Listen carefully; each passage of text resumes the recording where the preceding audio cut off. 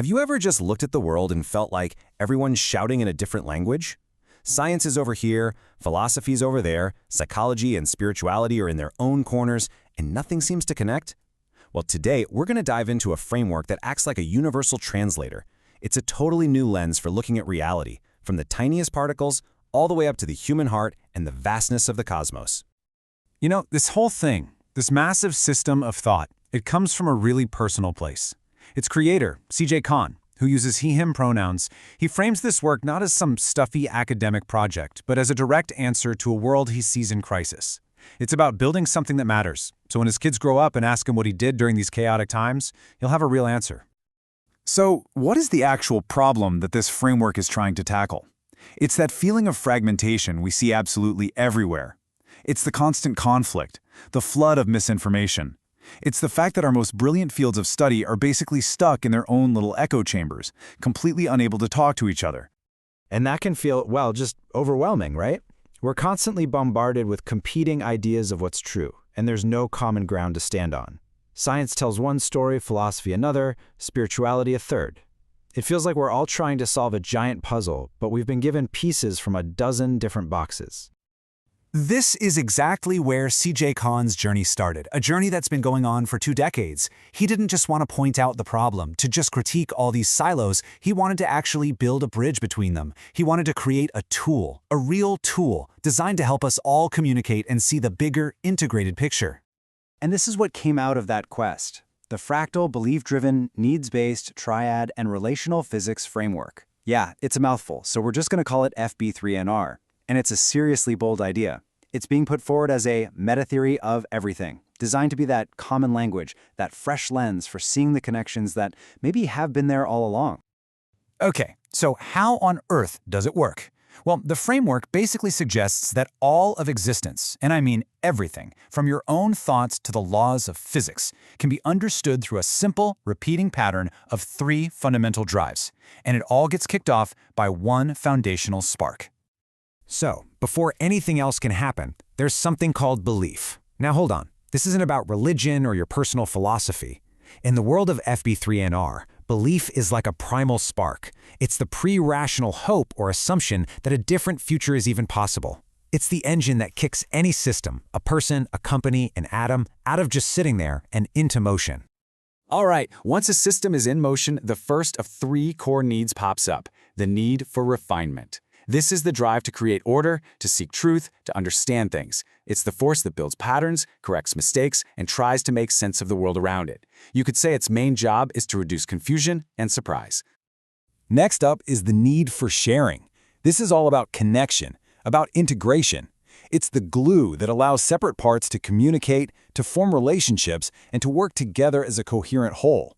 Think of it as the network, the flow of information that holds the system together. And rounding out the trio, we have the need for creation. This is the drive to do something, to act, to explore, to innovate, and to bring brand new things into the world. So if refinement is drawing the blueprint and sharing is connecting the team, creation is the force that's actually out there building the new thing. But what about all the negative stuff in the world? Well, here's a fascinating twist. The framework suggests that things like chaos, isolation, and destruction aren't fundamentally evil. They're just the natural, predictable result when those positive needs get blocked or go unmet. If you frustrate the need for order, you get rebellion. If you block the need for connection, you get isolation. If you stifle creation, you get destruction. They're like friction in an engine, not a sign of evil, but a sign of imbalance. Okay, this is the part where we need to zoom out, because here's where the true scale of this idea really hits you. The big claim of fB3NR is that this pattern, this triad of needs, isn't just a model for human psychology. It is a fundamental pattern that repeats itself at every single level of reality. The fancy term for this is fractal recursion, and what it means is that whether you're looking at a single person, a relationship, a society, or the entire cosmos, you're going to find the same dynamic dance between belief and the needs for refinement, sharing, and creation.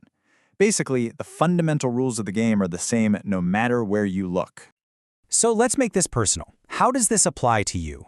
The framework suggests we move through different archetypes. We might start out as a seeker or a potential, that young, creative, maybe a little unstable version of ourselves, driven to find experiences and relationships to help us grow.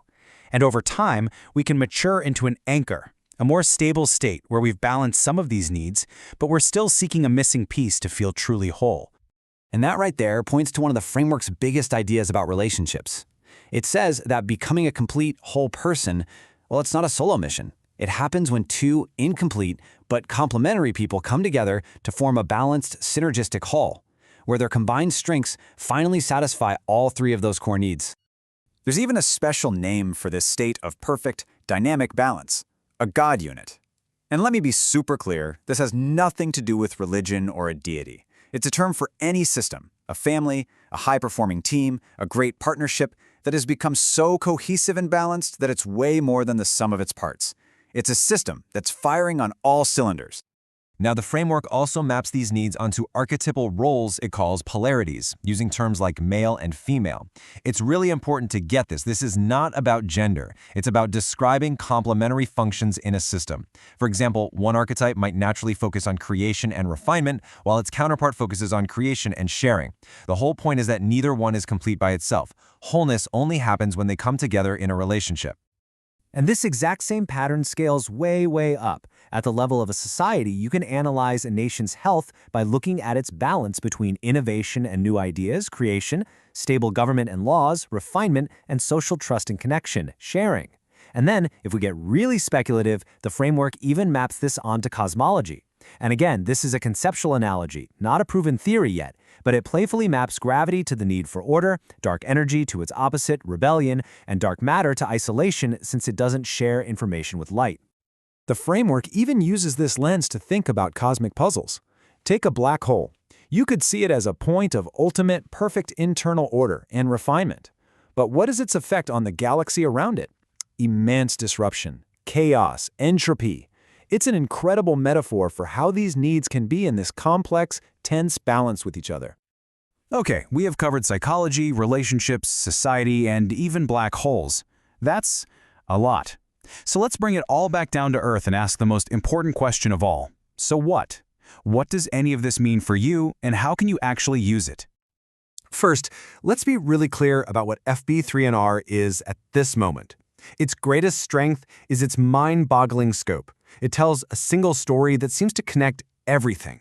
Its current weakness, though, is that it's a meta-theory. It's a powerful conceptual model built on analogies, but it doesn't yet have the hard, predictive math of a tested scientific theory. But even without the math, the potential applications are just fascinating to think about. In psychology, its three core needs sound an awful lot like the core needs in self-determination theory, which is backed by tons of research. In sociology, it's a new way to diagnose what makes a society healthy or sick, and in a field like AGI development, it might offer a blueprint for building safer AI by giving it a balanced set of core drives instead of one single goal that could go horribly wrong. When you boil it all down, what fB3NR really gives you is a new vocabulary. It's a tool that lets you look at a conflict in your life, in your relationships, in the world, and instead of just seeing good guys versus bad guys, you can start to see it as an interplay of unmet needs. Is there not enough order here? Is there a breakdown in connection? Is creativity being crushed? This framework, at its heart, is a tool for building bridges. It's a new way of seeing. It's a lens designed to find connection where before we only saw division. And that really leaves us with a final question for you to think about. If you started using this lens, what old conflicts could you see in a new light? What gaps could you close? What bridges could you build with it?